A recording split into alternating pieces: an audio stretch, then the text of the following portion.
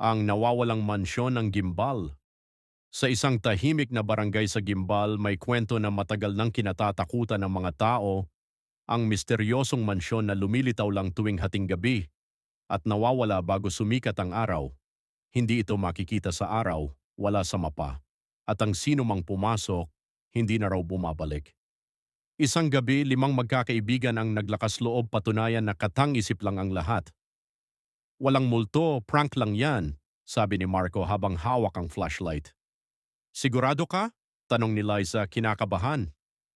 Bandang 12:00 ng gabi habang sila'y naglalakad sa madilim na kalsada biglang nagbago ang paligid. Ang hangin ay naging malamig.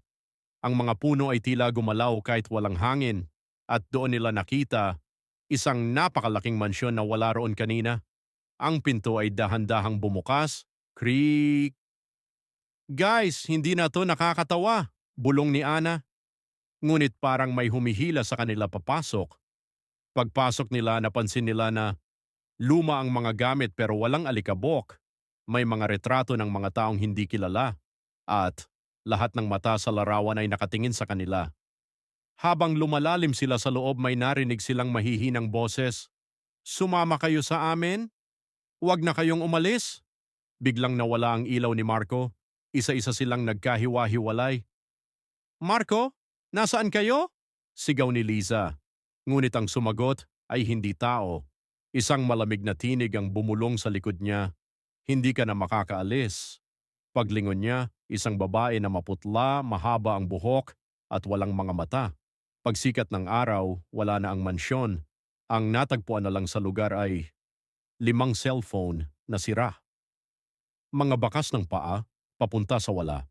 At isang lumang litrato ng 5 magkakaibigan nakangiti sa loob ng mansyon.